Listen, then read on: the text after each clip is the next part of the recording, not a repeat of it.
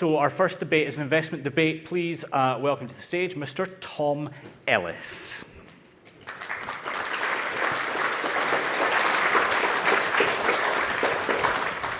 Hello, everybody. I am here to continue with Pillar 1 and make sure we have the first real debate of the day, and that's going to be on central investment propositions. I think this is a real home truth we're tackling because, as we've heard a couple of times today, 90% of advice firms do use one. So in this session, I want to find out, are they fit for purpose and will they be viable in the future?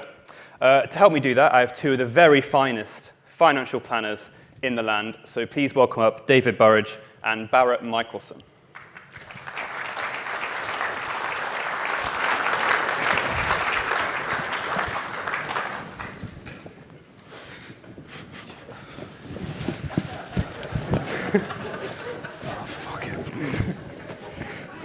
Almost got it on right Almost there. got it on. Anyway, let's get straight to it because we haven't got too long. David, at your financial advice firm, why do you run a central investment proposition and how do you do it? Thanks. Well, good morning, everybody. So I'm not texting my friends, got a few notes on my phone, and I'm not FaceTiming my mum, just to reassure you. So great question. I think really in some ways the question is, why wouldn't you use a central investment proposition? I mean, so you've already, Mike, in his previous career, 20 minutes ago, so mentioned the 91% figure, so hopefully 91% of you will be on my side in this debate, but there's a lot of people there using a central investment proposition. And the home truth, I think, is that we all run some kind of central investment proposition. So even the 9% who've perhaps not indicated in the survey that they are, that they're still going to be constructing a portfolio with some building blocks. There's going to be some kind of correlation, unless they've got sort of a random ISIN generator and that's something that they do for fun, and there's going to be some kind of common building blocks here. And one of the key reasons why we have those common building blocks and have that central proposition is it helps to ensure that consistency of outcome. And that's one of those key things for clients. Another key why, to be honest, I think another home truth is that we all have a time budget for serving a client. So much as we'd love to have endless time to serve all of a client's needs and do everything we possibly could for them, the reality is we are commercial organisations and there is an amount of time that we can spend servicing a client. So then you kind of have to ask yourself, how much time do you want to spend of that time budget building the investment proposition? And obviously that is a key part of helping the client reach their goals, but it's not the only thing that matters. So a central investment proposition generally introduces some operational efficiency if it's done well, and that is of a key reason, I think, why. And do you think you actually achieve those repeatable, consistent outcomes for your clients? Most of the time, yeah. They're not going to have two dissimilar investment journeys. We're not going to have somebody A over here having wildly different returns to person B, just because their advisors like supermarkets, and another advisor likes something else. So yes, there is definitely an element of consistency of outcome here. A central investment proposition, a good one, is going to have some flexibility built in too, so there will be some variation, and there's going to be, the core of that, some consistency. Now, Barrett Michelson, obviously you're not a real financial planner, even though you did attempt to put the trademark gilet on just then. But you have done lots of research around central investment propositions over the last couple of years. What concerns do you have about them? Yeah, so we started kind of a couple of years ago really digging in way beyond kind of the 91% stat. So very quickly learned that the vast majority of firms are running a CIP. So this thing is so important to the outcomes that the firm is generating for its customers and for itself. So we wanted to kind of look at all aspects of it really. And there's a number of the kind of ways you can take the discussion and ways you can take the research, and certainly the kind of where the actual kind of investment expertise sits within a firm, whether that's completely insourced or outsourced. Again, loads of kind of differing views around that, and the stats which Rich put up again showed how that kind of gets mixed and matched, not only within the firm but perhaps within different solutions within the CIP. But the research we did, just about 12 months ago almost, was looking specifically around the operational side of the CIP. So putting to one side kind of for a moment, kind of the investment arguments, what happens to a CIP as it becomes more and more mature, as the firm gets older and older? And again, as we saw earlier, firms becoming more and more successful, so they're growing, they're taking on clients. And to cut kind of a long story short through the research, there's very little, if any, evidence of economies of scale in a typical centralised investment proposition. The firms become more and more successful, they add on more and more clients, and the CIP, if you're really not careful, starts to become a victim of that success. So you have multiple versions of portfolios, different clients responding to trade requests at different times, coming in and out of portfolios, and all the rest of that stuff. And suddenly your portfolio that was relatively simple to manage with X amount of clients in it, 20, 30 clients, suddenly has 150, 200 clients in a particular model portfolio. So the operational side incrementally just drip, drip, drip gets harder and harder as you go on. And most of the firms we spoke with were looking back and thinking, yeah, we should have probably done something about this 3 or 4 years ago, and I wish we could turn back the time around that. And we know from the data, we've said it a few times, 90% of firms think they run a centralised proposition. But how many of those do you think actually do it? Or do they just have an investment committee? You know, how many are actually creating repeatable outcomes like David thinks he is? I think most have. I think on the investment side, it tends to be reasonably, there is structure and there is process in pretty much every firm we spoke with. I mean, the investment argument, certainly when you speak to most DFMs, product providers, they will tell you how ludicrous it is to even think that an advice firm can run money, make investment decisions as well as they can. But I know plenty of advice firms who laugh in the face of that and are delivering great outcomes to their clients because they understand the clients a lot more. It's more connected with the end advisor, et cetera, et cetera. So they can, it works on both sides of that investment side. But the discipline you have kind of around an investment committee, probably the biggest issue that sits in advice firms with doing themselves is there tends to be probably some significant key person risks there. So a lot of that knowledge will sit within 2 or 3 people's heads. And yeah, what happens if they decide to do something better with their time? Is that the case in your firm, David? I mean, I think if you've got a central investment proposition, you might be running that in-house, but your central investment proposition could be, we hate investments, they give us the heebie-jeebies, let's outsource that to somebody else. But it could still be, you know, that MPS provider, for example, will be running consistent portfolios still along a risk spectrum that are going to kind of deliver those consistent outcomes. So it's important we don't confuse central investment proposition with the role of the investment committee in a firm. You know, yes, an investment committee could be running an in-house set of portfolios, or they could be rubber stamping and doing important due diligence on who's the best outsourced provider to deliver that outcome for clients. You know, if it is internally, yeah, and you have potentially got some key person risk, but that's why it's important that if you're an investment committee, you've got external expertise and external challenge on your committee as well, because then if somebody is off, you've got a consultant or an external partner who can fill the gaps. And I want to pick on something you said earlier when you said, you know, 90% run one, but probably everyone does to some extent.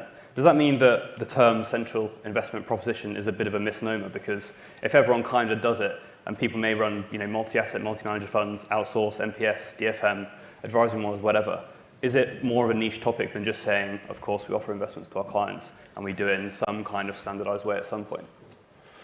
Yeah, I think, yeah, you're going to be running some, unless you really enjoy building a portfolio from scratch every time, and it's your thing. And you know, I like investments. I'm a bit weird like that. Maybe some people in the room do as well. But you're going to have some consistent building blocks, even if you are adding on Fund A sometimes or Fund B for different client needs, and you think that's the way you want to do it. You still really have got some kind of central investment proposition going on there. I would argue. And in all your research, Michael, Mike, yeah. What do you find on, you know, is it a correct term we should be using day to day? Yeah, I think the reality also is that you're spot on. It's about having those building blocks and as few or as many of those as the firm wants to adopt within it.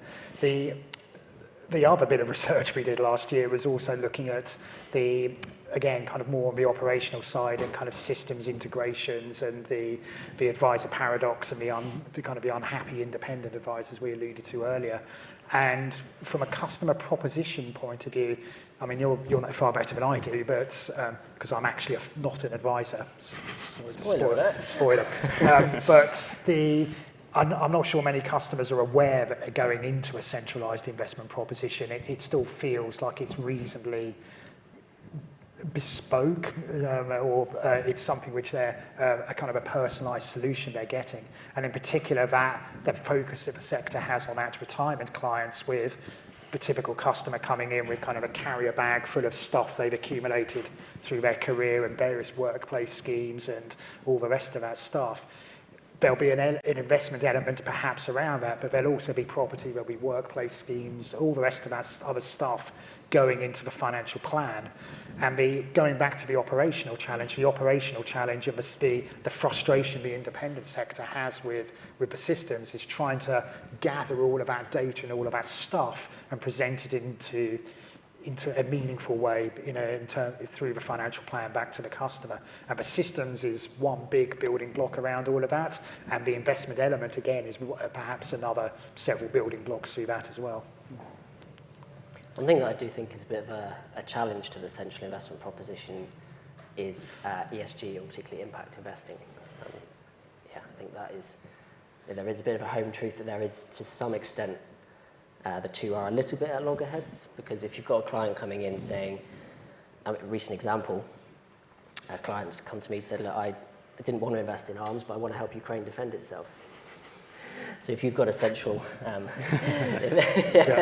investment proposition where you've chosen certain exclusions, and that's generally, if a client comes and says they have ethical investment preferences, you say, okay, you go in box A.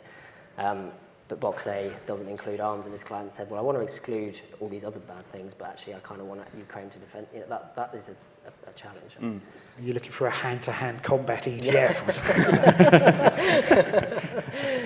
And just remember, do ask questions. I think we have mics going around the room, or you can put them in on the app, and people online do get your questions in as well. Barrett, you are a bit of an expert on consumer duty as well. On the 31st of July, what happens when all these central investment propositions run into consumer duty and the new regulations come into effect? What happens when consumer duty goes live? So I think there is perhaps an argument that every firm will end up going and operating a CIP, so this 91% almost becomes 100%. So unless you really have got that client scenario we've touched on, where they really are wanting you to pick the individual stocks throughout an entire portfolio, then that building block around research and due diligence, and the additional building block of ensuring that represents value for money, though, if you want to do that for every single one of your clients to the level that consumer duty will require, and going through all of the product providers' own value for money assessments and target market material, which incidentally none of that exists at all at the moment for any single provider, so look forward to that when that lands later on this year. That just doesn't feel that's a real kind of niche service for the clients that are there. I think the risk, I think, is as I said, it pushes people to what we said earlier, that requirement to have that much clearer definition of your target clients. One of the concerns which we saw with centralised investment propositions is that a lot of firms had poor or no understanding of the cost of delivering their advice services, and actually which clients are and aren't profitable. So you kind of intuitively know that, I don't know, somebody with under £100,000 perhaps isn't going to be profitable, and you kind of make a judgment around that, but there's no hard and fast measure of exactly what that is. And I think that will be a byproduct, I think, of some of the discipline that the value for money assessments would introduce.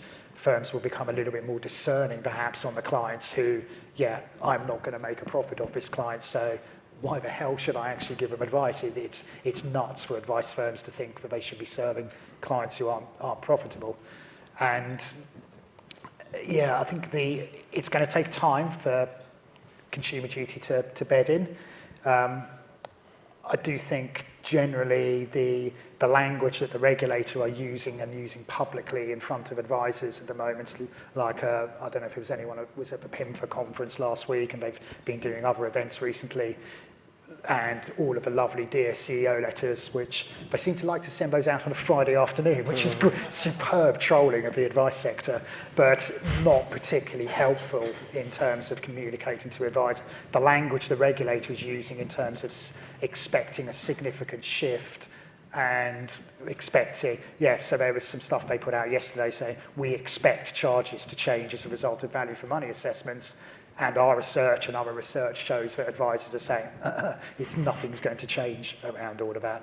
So I think that misalignment between what the regulator seems to be expecting for consumer duty and what we seem to be hearing in terms of the industry's response to it, I think that's probably the more interesting part of consumer duty rather than necessarily what's going to happen with CIPs. Is that your lived experience, David, or is that kind of just like the consultancy view and you in an actual financial planning firm just think, that's a load of bollocks? I think... well, I wouldn't want to say anything to upset my esteemed financial planning colleague here. I think consumer duty and CIPs definitely cross over. There's a 100% interaction there, and we're kind of thinking, how does segmentation play a role here? Because there's a lot of operational reasons why you would have a CIP, but you need to ensure that CIP is meeting a client's need, and that's you have potentially different target markets. Even if you don't have different target markets, you've probably got a lot of clients who have a variety of needs. Even if you've got a niche you're targeting going forwards, you're probably not going to just sort of ditch your back door. That's not good client service, is it? So you do need to sort of potentially think about segmenting the CIP to meet the needs of that target market. We're getting a few questions in, either from you in the room or from people online.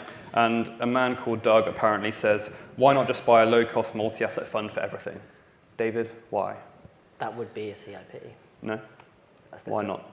Why not? Yes. When we get into sort of investment beliefs, we, as where I work, we would kind of believe in low cost, and we would do multi-asset. We would choose the funds because that's the way we approach it. So that's, in terms of, that's our belief that we can select those fund managers to perform the individual parts of the multi-asset fund, but it's the same outcome. Why not, as we believe that, but also, if you're looking at a responsible ESG fund, one of the key things in our responsible portfolio is you want the fund managers to be engaging well with the holdings, the underlying shares. And we need to be able to assess that, or have support in assessing, is a fund manager engaging well? And a multi-asset fund isn't necessarily going to allow us to do that for each asset class, where the answer might be different. Mike Barrett, IFA, we have all of our clients in Vanguard Life Strategy. I haven't looked at it for a year. I assume it's still doing fine. Someone called Joe says, how does a KIP fit in with the FCA's requirements for suitable solutions for individuals? Is there not a contradiction for what they want? Does your KIP not limit your independence, etc.? Yes, I think that's one of the best examples of why you start to get kind of these accidental inefficiencies that come through with what is even a well-designed, well-run CIP is, you are always going to have that ability to tweak it for your client who wants that hand-to-hand combat ETF or whatever it might be. Assets which can't get moved for a tax reason, whatever it is. You start to get those exceptions that start to kind of complicate things. And that's the bits where, one of those isn't a problem, but a few of those a year and then over 10 years starts to become quite unmanageable if you're not really, really careful with it. And technology's improved around all of that stuff. There's loads of technology. I think there's some stuff you can see over the break which helps kind of the operational side of running advisory model portfolios in particular, but as I said, that's the perfect example of why things start to kind of become less and less efficient over time. And David, to finish up then, if more and more of your clients have those niche requests, whether it's ESG-based and divestment or hand-to-hand combat ETFs, at what point do they, if they reach 25% of your client bank, at what point do you no longer run a centralised investment proposition? At what point are you just personalising the bulk of your investments? So, I would disagree slightly, and I think actually you still run a centralised investment proposition. Part of your CIP might be a DFM who can run bespoke portfolios. So I don't think that undermines having a centralised investment proposition, but you might need to, you're going to have more than one anyway, but you don't want to get that to get out of hand. But one of those could be a DFM who can bespoke a portfolio to specific ESG needs. Lovely. I think that's all we have time for this session. So I'll hand over back to the jokers, Mark and Steve. Thank you.